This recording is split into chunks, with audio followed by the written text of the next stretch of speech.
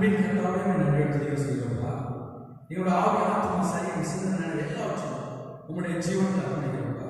வேதத்தை தியானிக்க எங்களுடைய இருதய மனக்கண்கள் திறக்கப்பா. அடியடி மயத்தை பரிசுத்த ஆவியானவர் நீங்க உங்க பிள்ளைகளோட பேசுங்க. உங்க நாம மகிமைப்படும். உங்களுடைய ஜீவனத்தை காத்து துதிகர மகிமைப்படும். உங்களுடைய சொல்லுங்க இயேசு கிறிஸ்துவின் பிதாவே ஆமென். ஹல்லேலூயா. வெளிப்படுத்தல் விசேஷம் 21ஆம் அதிகாரம் 27ஆம் வசனம்.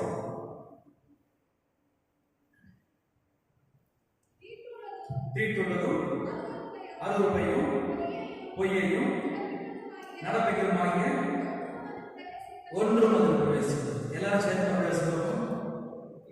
தீட்டுள்ளதும் அருவருப்பையும் பொய்யையும் நடப்பிக்கிறதுமாகிய ஒன்றும் அதில் பிரவேசிக்கவில்லை. ஆட்டுக்குட்டியானவரின் ஜீவ புஸ்தகத்தில் எழுதப்பட்டவர்கள் மாத்திரம் அதில் பிரவேசிப்பார்கள். அப்ப ரெண்டு விதமான ஜனங்கள் எப்படிப்பட்ட ஜனங்கள் இருப்பாங்க? ஒரு பக்கம் ஆட்டுக்குட்டிய ஜீவ புஸ்தகத்தில் எழுதப்பட்டவங்க, இன்னொரு பக்கம் எழுதப்படாதவங்க. இப்ப நம்ம இன்னைக்கு என்ன பார்க்க போறோம் அப்படின்னா, முதலாவது தீட்டு, இரண்டாவது அருவருப்பு, மூணாவது பொய். ஹல்லேலூயா. மார்க் 7ஆம் அதிகாரம் 20-22 ஆகிய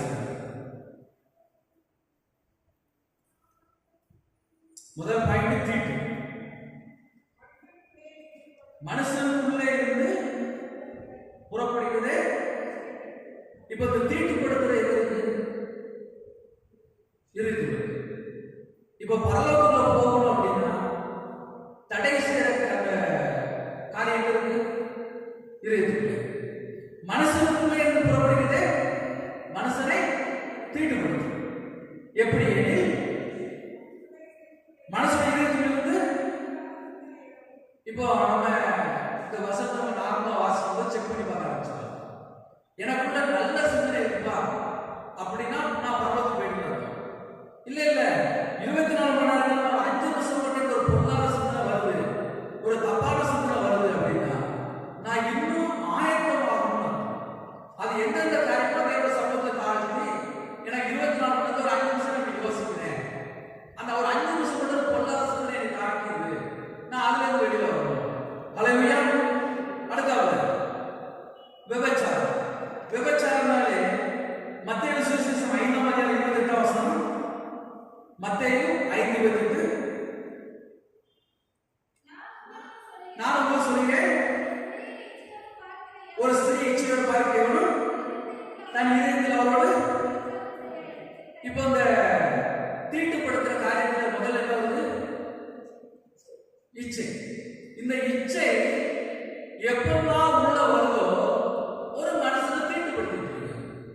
அப்ப ஆவிக்குரிய பிள்ளைகள் பொல்லாத சிந்தனையும் வரக்கூடாது, தீட்டுக்கு இடமும் கொடுக்கக்கூடாது, இச்சையும் உள்ள வரக்கூடாது. ஹல்லேலூயா. அடுத்த கண்டினியூஸிங்க இன்னொரு வசனம் இருக்கு. மார்க் 10ஆம் அதிகாரம் 11-12. அப்பொழுது அவர் எவனாயினும் தன் மனைவியை தள்ளிவிட்டு வேறொருவரை விவாகம் பண்ணினால் அவன் அவளுக்கு விரோதமாய் விபச்சாரம் செய்வனாய் இருப்பான். இப்ப இந்த விபச்சாரத்துக்கு ஒரு பாயிண்ட் என்ன? டைவர்ஸ். ஹல்லேலூயா. நிறைய வீட்டில் பெண்களுக்கு வேண்டாம். திருநெல்வேலியில் ஒரு கல்யாணம் முடிஞ்சது. 100 பவுன் ஒரு 5 லட்சம் ரூபாய் வரும். கரெக்டாக 4 மாசம் தான். 4 மாசம் வேண்டாம், 1 வருஷம் டைவர்ஸ் பண்ணி முடிச்சிட்டாங்க.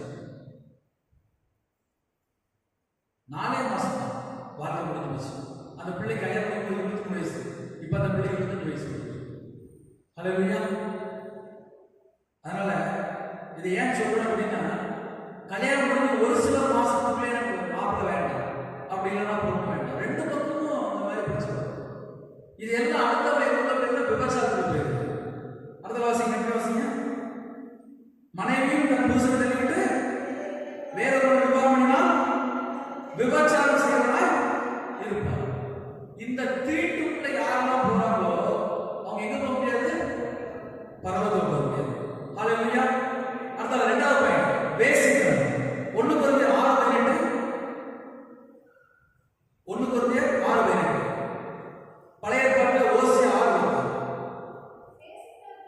வேசித்தனத்திற்கு விலகி ஓடுங்கள். இந்த வேசித்தனம் என்ன அர்த்தம்? கல்யாணம் முடிவுக்கு முன்னாடி கர்த்தரை விட்டு தள்ளி போய் அம்மா அப்பாவுக்கு தெரியாம துணிகரமான பாவத்தில் விடும்போது ஓசியா 6:10 வசனமும் அதோட இன்னொரு பாயிண்ட் இருக்கு. ஓசியா 6:10 பழைய ஏற்பாடு 1053 பயங்கரமான காரியத்தை இஸ்ரவேல் வம்சத்தாரில் கண்டேன். அங்கே எப்ராஹிம் வேசித்தனம் உண்டு, இஸ்ரவேல் தீட்டுப்பட்டு போயிற்று. அதாவது புறஜாதிகளுக்கு வேற, கர்த்தரை அறிந்த பிள்ளைகள் வேற. நான் பிறந்ததுலேருந்து நான் சர்ச்சில் தான் இருக்கேன். எனக்கு நற்கரை தெரியும், எனக்கு ஆவிக்குரிய வாழ்க்கை வளர தெரியும், நான் பைபிள் வாசிக்க தெரியும், எல்லாமே எனக்கு தெரியும். தெரிஞ்சதுக்கப்புறம் துணிகரமான தப்புல போகும்போது தான் பயங்கரமான காரியங்கள் அந்த வேசித்தனத்தில் தீட்டுப்பட்டு போயிற்று. அப்ப 2வது பயங்கரமா வேசித்தனத்துக்கு விலகி ஓடணுமா? வேசித்தனத்துக்கு போக பயங்கரமான காரியம் அப்படின்னு. அடுத்து 3வது பாயிண்ட் கொலைபாதகர். 1 யோவான் 3:15 1 யோவான் 3:15 தன் சகோதரன் காய்கிற எவனும் மனசு கொலைபாதகனா இருக்கிறான். மனசு கொலைபாதகன் எவனோ அவனுக்குள் சிம்பிளா சொன்ன அன்பு கூறுவன் நித்திய ஜீவன் இல்லை. ஹல்லேலூயா. மறுபடியும் தன் சகோதரனை இந்த பகை இருதயத்துக்குள்ள இருக்கிறது.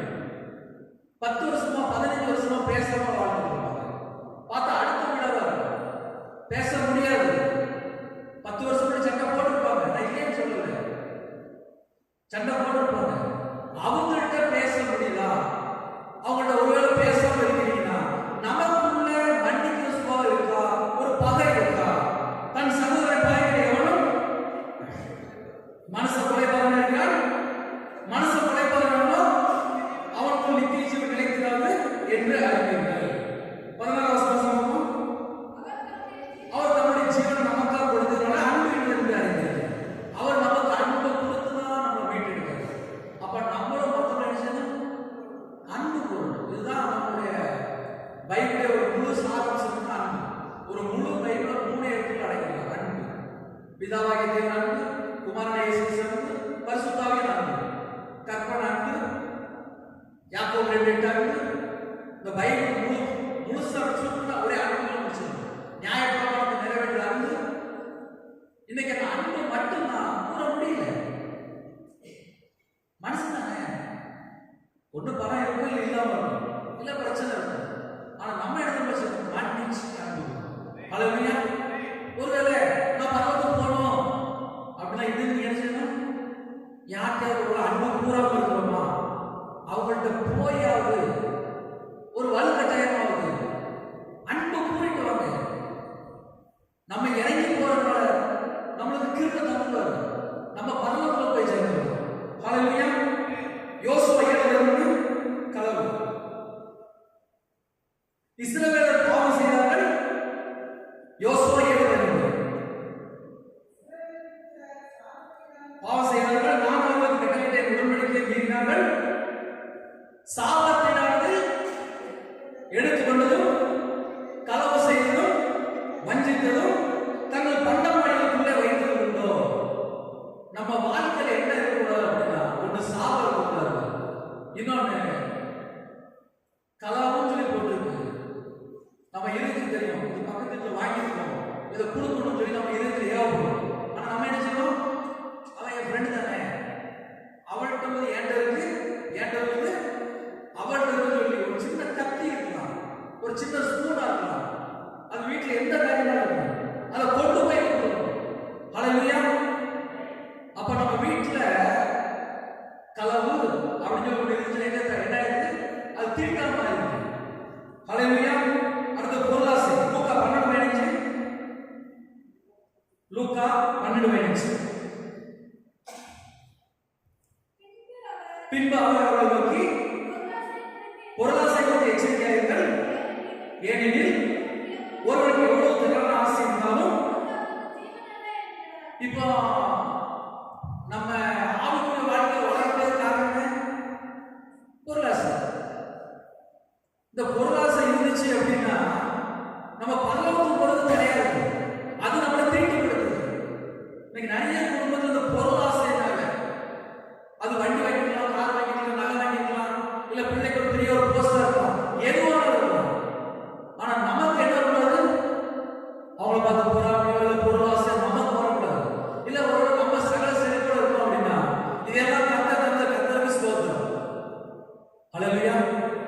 இன்னைக்கு இருக்கோம், நாளைக்கு மனுஷன் என்ன நிலைமை பண்ணுறது தெரியாது.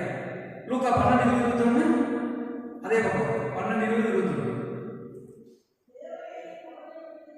தேவனும் அவனை நோக்கி, இப்போ பொருளாசை ஒரு ஆளுக்கு என்ன சொல்றாரு? நல்ல சொல்லுவோம், பொருளாசை இருந்தா பைபிள் பிரகாரம் அவங்க என்ன சொல்றாரு? மதிகேடனே, மதிகேடனே. எதுக்கு? ஐயா, நான் சம்பாதிச்சேன், நான் வாங்கிட்டேன், நான் போட்டேன். அதை பெருமையா பேசுறோமா? அதை கொஞ்சம் தூக்கி பேசுறோமா? நமக்கு எப்பவுமே தாழ்வுதான் செய்யணும், அது மட்டும் தான் நமக்கு வேலை. மதிகேடனே, உன் ஆத்மா உன்னிடத்திலிருந்து இந்த ராத்திரியில் எடுத்துக் கொள்ளப்படும், அப்பொழுது நீ சேகரித்தவர் யாருடைய ஆகும் என்றார். அடுத்த வருஷம் வாசிப்போம். தேவனிடத்தில், அது அப்படியே சொல்லுவோம், தேவனிடத்தில் விசுவாசமாயிராமல், தேவனிடத்தில் நம்பிக்கையாயிராமல். நான் என்ன சொல்றேன்? மிச்சமா ஒரு 1 கோடி ரூபாய் சம்பாதிச்சிருப்போமா? நம்ம வாழ்க்கையில் மிச்சமா ஒரு 5 கோடி ரூபாய் சம்பாதிப்போமா? ஒரு 10 கோடி ரூபாய் சம்பாதிப்போமா? ஆனா நமக்கு என்ன சொல்றோம்? நான் சம்பாதிச்சு, நான் வீடு வாங்கணும், நான் கார் வாங்கணும். அந்த பொருளாசை என்னெல்லாம் உள்ள வருதோ மதிகேடனே அப்படிங்காரு. ஆனா என்ன சொல்றோம் அப்படின்னா, தேவனிடத்தில் ஐஸ்வர்யராயிராமல், நம்ம தேவனை நம்பிக்கை வச்சா அது கோடிக்கு தான். நான் ஊழியருக்கு வரும்போது எனக்கு ஒண்ணுமே தெரியாது, ஒண்ணுமே தெரியாது. நான் பைபிள் எடுத்து வாசித்தேன், கீழ்ப்படிங்க, அவ்வளவுதான். விசுவாசித்த அவ்வளவுதான். இன்னைக்கு வரை உயிரோட இருக்கு. அப்போ ஒரு மனுஷன் உயிரோட இருந்தா கிருபை வேணும். அந்த கிருபை எப்படி வராது? விசுவாசித்து கீழ்ப்படின்னு உண்மையா இருக்கும். இதை செஞ்சாலும் போதுமே. ஆனா தேவனிடத்தில் ஐஸ்வர்யமா இல்லாமல்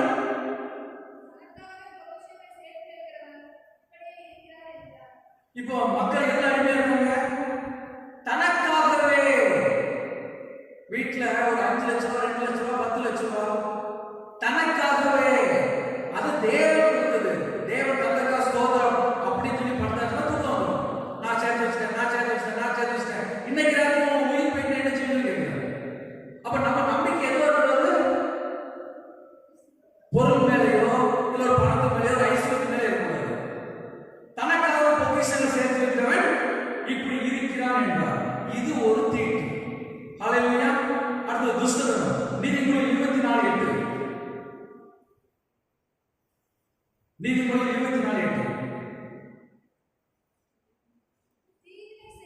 தீவினை செய்ய உபாயம் செய்கிறவன் யாரெல்லாம் தந்திரமா ஒரு குடும்பத்தை அழிக்கணும், வைக்கணும், தீமை செய்யறாங்களோ தந்திரமா ப்ரோக்ராம் போடுவாங்க. ஒரு ஆளை அழிக்கிறது எப்படி ப்ரோக்ராம் போடுவாங்க? ஒரு வேலை வாங்க எப்படி ப்ரோக்ராம் போடுவாங்க? தந்திரமா ப்ரோக்ராம் போடுவாங்க.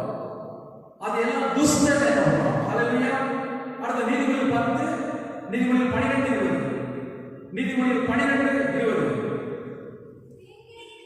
தீங்கை பிழைக்கிறவருக்கு இதயத்தில் இருக்கிறது கபடம். இப்ப இதயத்தில் என்ன பண்ணாரு?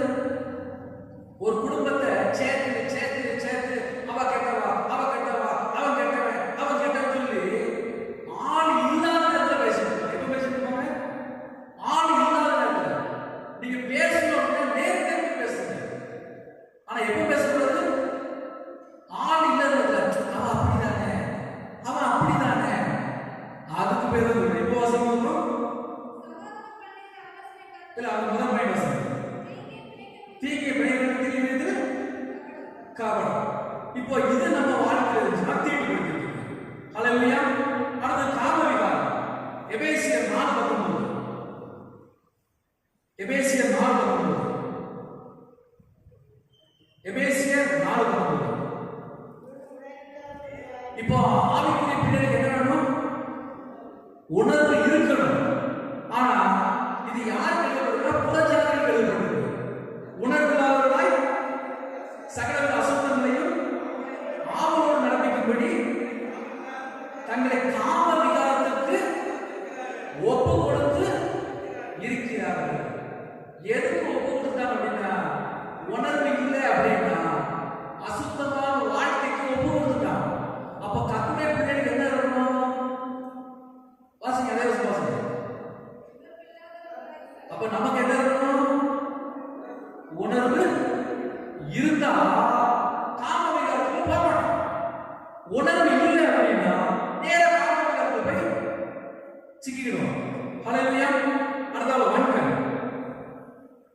மத்தேயு 20:15 என்னுடைய இஷ்டப்படி செய்ய எனக்கு அதிகாரம் இல்லையா? நான் தயாராக இருக்கிறபடியால் நீ வன்கண்ணா இருக்கலாமா? அதை சிம்பிளா சொல்றேன். யாரையாவது நம்ம பக்கத்து வீட்டில் உள்ள ஆளுங்க நம்ம வீட்டுக்குள்ள விடுவோம். அவங்க கண்ணி எப்படி ஸ்கேன் பண்ணணும்? இந்த வீட்டில் ஃப்ரிட்ஜ் இருக்கா, டிவி இருக்கா, கார் இருக்கா, சொந்த வீட்டுக்கு எத்தனை ஸ்கொயர் ஃபீட்ல வீடு கட்டிருக்காங்க, எவ்வளவு நகை கொடுத்தாங்க, எவ்வளவு இருக்கு, இது எல்லாம் ஒரு வீட்டுக்குள்ள ஃபுல்லா ஸ்கேன் பண்ணிடுங்க. இதுக்கு பேர் தான் வன்கண். இதை ஸ்கேன் பண்ணா அவங்கள தீட்டுப்படுத்திட்டு எத்தனை பேர் சொல்ல முடியுது? ஹல்லேலூயா. அப்ப பக்கத்து வீட்டுல என்ன செய்யணும்? என்ன செய்யணும்? கஷ்டமான காரியம். பக்கத்து வீட்டுல நம்ம என்ன செய்வோம்? கொஞ்சம் எதையாவது பார்த்து இதையே நம்ம வீட்டுல வாங்கி வச்சா அங்கதான் மக்கள் நம்ம தேவனுடைய குடும்பத்தை ஆசீர்வதிச்சு அந்த குடும்பத்துக்கு ஸ்தோத்திரம் அப்படின்னு சொல்லிட்டு வெளியே வந்தாச்சுன்னா நமக்கு வன்கண் இருக்கும். அவன் நல்லா இருக்காரு, அதே போல நான் மாறணுமே அப்படின்னு அந்த வீட்டுக்கு வெளியே போயிருவாங்க. வன்கண்ணோட இப்படி இருந்தா தீட்டு. ஹல்லேலூயா. எபேசியர் 4:30-32 வாசம் அறிமுகம் ஜபகுரிகள் வாசம். ஆமா, அது 31 வாசம். சகலமான கசப்பும் கோபமும் மூர்க்கமும் கூக்குரலும் இந்த தூசணம் உள்ள இருந்துச்சுன்னா பரிசுத்த ஆவியால துக்கப்படும்னா பரலோகத்துக்கு போக முடியாது. நான் சொல்றது புரியுது? ஐயா, எனக்கு தூசணமான ஒரு சின்ன கேரக்டர் இருக்கியா அப்படின்னா பரிசுத்த ஆவியால துக்கப்படுத்திட்டு இருக்கும். பரிசுத்த ஆவியால துக்கப்படுத்திட்டு நான் இன்னைக்கு எனக்கு சேர்ந்தா பரலோகத்துக்கு போயிடுவேன். அது நம்ம நம்பிக்கை. என்ன நம்பிக்கை? அது நம்ம நம்பிக்கை. நான் பரலோகத்துக்கு போகணும்னா நான் பரிசுத்த ஆவியை துக்கப்படுத்தாம நான் வாழ்றேன்னா தூசணமும் எனக்கு எத்தனை வீட்டுல தூசணமான காரியம் இருக்கு, தூசணமான வார்த்தை பேசுறாங்க, கொஞ்சம் பிடிக்கலன்னா உடனே தூசணமா பேசிக்கிறாங்க. அவெல்லாம் நல்லா இருப்பாளா, அவங்க நல்லா இருப்பானா, எத்தனை வார்த்தை நம்ம பேசுறோம். இந்த தூசணம் வருதா இல்லையா? வருதுல்ல? அது எங்க வந்துச்சு? நம்மளை தீட்டுப்படுத்து, நம்ம பாடி நம்ம தீட்டுப்படுத்து. ஹல்லேலூயா. அடுத்த பெருமை. யாக்கோபு 4:6. பெருமை. யாக்கோபு 4:6.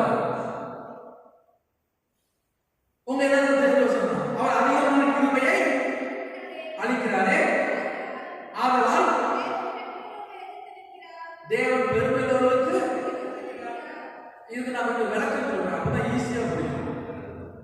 பெருமை எப்படி வருது? வீடு கட்டும் போது, நகை வாங்கும் போது, வண்டி வாங்கும் போது, கார் வாங்கும் போது நமக்கு என்ன வரக்கூடாது? என்ன வரக்கூடாது? பெருமை வந்துச்சு அப்படின்னா பரலோகத்துக்கு போற லிஸ்ட்ல பிரச்சனைகள் இருக்கிறது. பெருமை உள்ளவர்களுக்கு இப்போ சொல்லுங்க, இன்னைக்கு ராத்திரி சேர்த்தா நம்ம பரலோகத்துக்கு போயிருமா? ஹல்லேலூயா. அடுத்த மதிகேடு. 1 தீமோத்தேயு 6:9.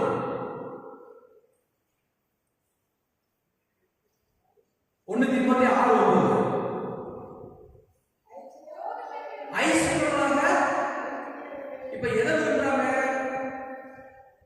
எதை விரும்புறாங்க? இயேசு விட்டாச்சுப்பா. எதை விட்டாங்க?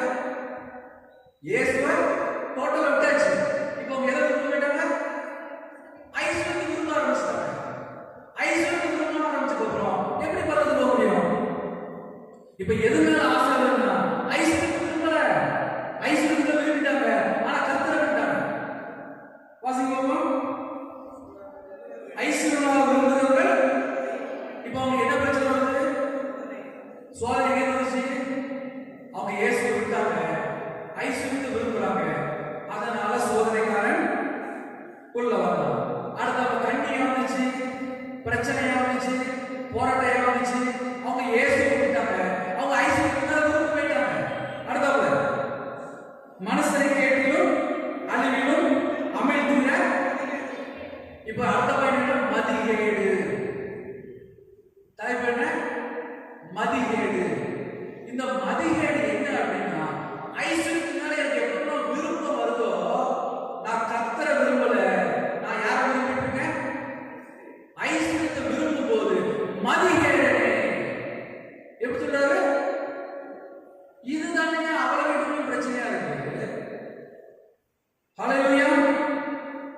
நீதிமொழிகள் 10:18.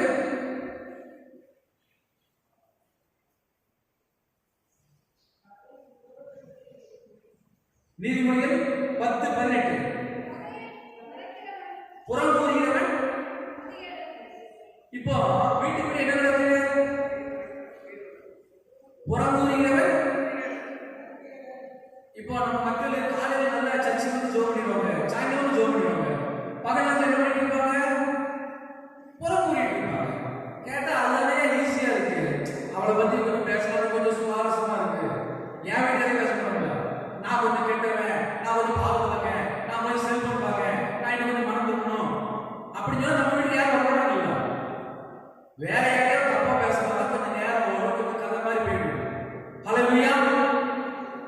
புறம் கூறினவன் மதிகேடன். ஹல்லேலூயா. இது எல்லாமே தீட்டுப்படுத்துற கேரக்டர். அடுத்தாப்புல அது இப்போ வெளிப்படுத்தின விசேஷம் 21:20 வாங்க. இவ்வளவு நேரம் பேசுறது முதல் பாயிண்ட், தீட்டு உள்ளதும். இரண்டாவது அது இது ஒரு 4 வசனம் சொல்லி டக்குனு முடிச்சுடுங்க. இப்ப அடுத்த பாயிண்ட் அது 119 சங்கீதம் 158 வசனம். 119 சங்கீதம் 158 வசனம். எடுத்தாச்சா?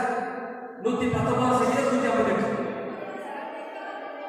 உமது வசனத்தை காத்துக் கொள்ளாத துரோகிகளை நான் கண்டபோது. இப்ப நம்மள எப்படி இருக்கணும்? வசனத்தை காத்துக் கொண்டா கர்த்தருடைய பிள்ளைகள். ஐயா நான் வசனத்தை காத்துக் கொள்ளல, ஏதோ சர்ச்சுக்கு வந்தேன், நான் ஜெபம் பண்ணேன், நான் வீட்டுல போய் பைபிள் வாசித்தேன், நான் வசனத்தை காத்துக் கொள்ளல அப்படின்னா நம்மள யாரா இருக்கணும்? துரோகியா இருக்கணும். அப்ப வாசிங்க. உமது வசனத்தை காத்துக்கொள்ள துரோகிகளை நான் கண்டபோது எனக்கு அருவருப்பா இருந்தது. இந்த அருவருப்பு இருந்துச்சுன்னா பரலோக போற லிஸ்ட்ல நம்ம இன்னும் உள்ள செலக்ட் ஆகலாம். எப்படி போங்க நம்ம ஆதார் கார்டுக்கு எஸ்ஐஆர் சொல்லி ஒண்ணு நெட்டுக்குள்ள உள்ள அனுப்பி பாருங்க, கேன்சல் வெளியே வரும். அதே போல நம்ம பரலோக வாசல்ல போய் நிற்போம், கேன்சல். பரலோக வாசல் போய் நிற்போம், கேன்சல். அடுத்த நாள் கேன்சல். இப்படியே போயிட்டு அப்படின்னா முடிஞ்சு. ஹல்லேலூயா. நீதிமொழிகள் 28:9. வேதத்தை கேளாதபடி தன் செவியை விளக்கனுடைய ஜெபமும். காலையில கையில பைபிள் வாசிக்க மாட்டாங்க, பையனுக்கு பைபிள் வாசிக்க சொல்ல மாட்டாங்க, புருஷனுக்கு கையில பைபிள் வாசிக்க சொல்ல மாட்டாங்க. எப்பா ஜெபம் மட்டும் பண்ணிருப்பா, எப்பா ஜெபம் மட்டும் பண்ணிருப்பா, ஐயா சர்ச்சில் போய் ஜெபம் பண்ணிருக்கியா? அவன் கையில பைபிள் வாசிக்க மாட்டான், அவன் 5 மணி நேரம் 6 மணி நேரம் செல்போன் பார்த்துட்டு இருப்பான், அம்மா அழகா செஞ்சுட்டு இந்த ஐயா காப்பி. நான் சொன்ன புரியுதா புரியலையா? இப்ப இந்த பிரச்சனைக்கு யார் காரணம்? அம்மா அப்பா தானே. வேதத்தை கேளாதவர்கள். யார் கேட்கல? ஒரு புருஷனா இருக்கும், இல்லைன்னா பிள்ளையா இருக்கும், இல்ல வீட்டுல ரட்சிக்கப்பட ஒருவரா இருப்பாங்க. வேதத்தை கேளாதவர்கள் தன் செவியை விளக்கனுடைய ஜெபமும் அருவருப்பானது. நீதிமொழிகள் 12:22. பொய் உங்களுடன். ஐயா நான் பொய்யே சொல்லலையா அப்படின்னா நமக்கு பரலோகம் சிலைக்கு. ஹல்லேலூயா. பொய் சொல்லாம ஹல்லேலூயா போடுவோம். நான் பொய்யே சொல்லல, ஹல்லேலூயா. சரி, ஒரு சின்ன ஒரு எக்ஸாம்பிள், ஒரு நிமிஷம் என்னை பத்தி சொல்றேன். நான் வியாபாரத்தில் ஒரு நாளைக்கு 3 பொய்யா பேசுறேன். எவ்வளவு பேசணும்? ஏன்னா 50 லட்சம் ரூபாய் கடன் வருது. நான் ஏன் தெரியுமா வியாபாரத்தை விட்டேன்? பொய் பேசினா நாசமடை போட்டுருச்சு. படிச்சு பார்த்தேன், 10 கட்டங்களில் ஒரு கட்டளை பொய் பேசுறது போட்டு. நான் நல்லா பொய் பேசுவேன். இப்ப எனக்கு பரலோகத்துக்கு கொஞ்சம் ஆசை. யாருக்கு ஆசை? எனக்கு பரலோகத்துக்கு ஒரு ஆசை. நான் வியாபாரத்தை விட்டேன், முழு நேரம் ஊழி போட்டேன். சில வீட்டில் போய் நான் உண்மையை சொல்லுவேன், எனக்கு தப்பா நினைப்பாங்க, எனக்கு ஏன் சொல்லுவோம் அப்படியே தலையை முடிஞ்சுட்டு வருவேன். ஆனா நான் எதுல செலக்ட் ஆகணும்? அப்ப கொஞ்சத்தில் உண்மை. இன்னைக்கு வாயை போட எத்தனை மணி பேசுவோம்? போய் உங்களிடம் மனுஷனுக்கா கத்திருக்கா? கத்திருக்க அதுப்பா இருந்துட்டு அப்ப எப்படி ஆசீர்வாதம் இல்லை, என் வீட்டுல விடுதலை இல்லை, என் வீட்டுல வியாதி வருது, எப்படி வந்துச்சு? இப்படி இருந்தா பரலோக பிரவேசம் கிடையாது. ஹல்லேலூயா. சங்கீதம் 14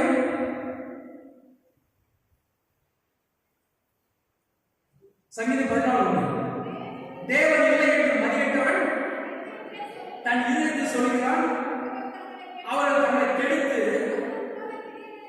இப்ப சில வீட்டுல கடவுள்லாம் இல்லை அப்படின்பாங்க. அவங்க எந்த விஷயத்துல இருக்காங்க? பரலோகத்துக்கு போக முடியாத விஷயத்துல இருக்காங்க. லூக்கா 16:15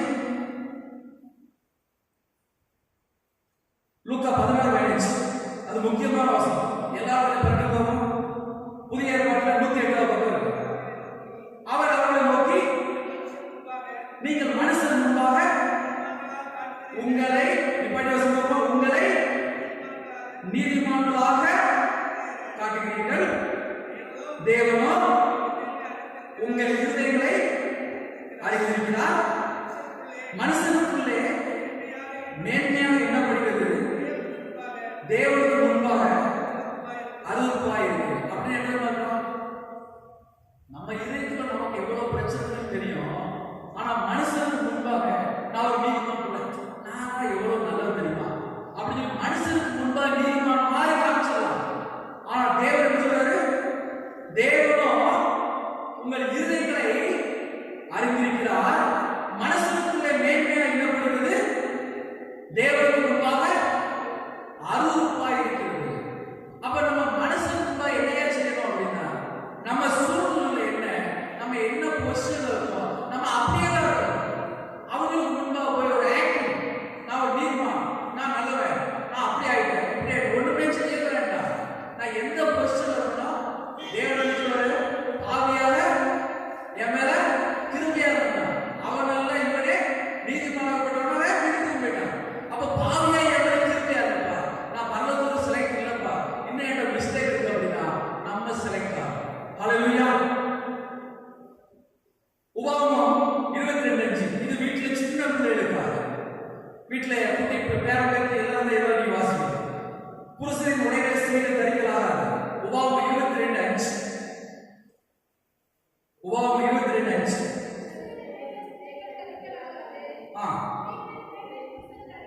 ஆகாது.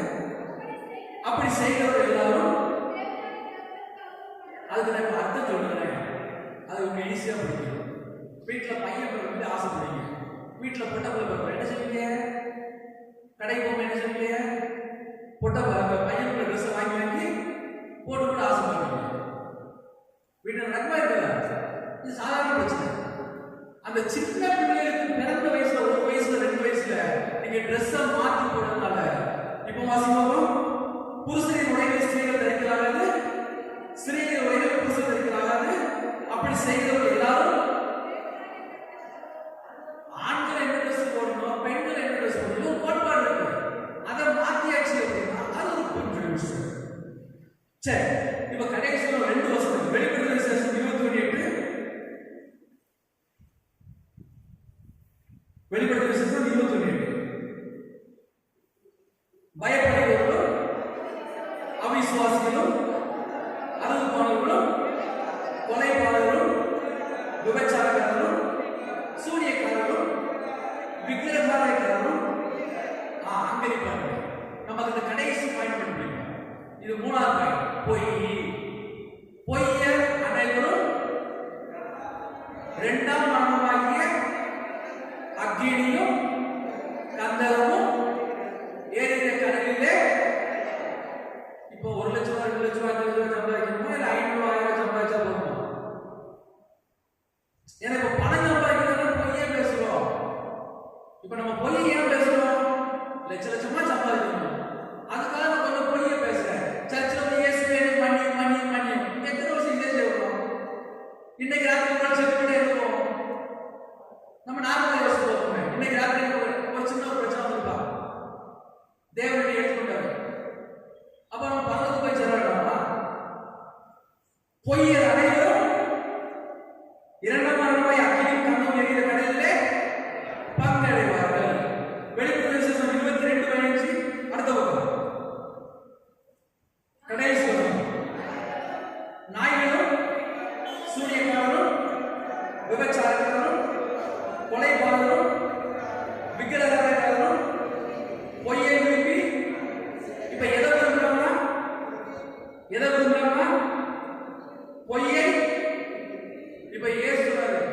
வழி, நானே சத்தியம், நானே ஜீவன்.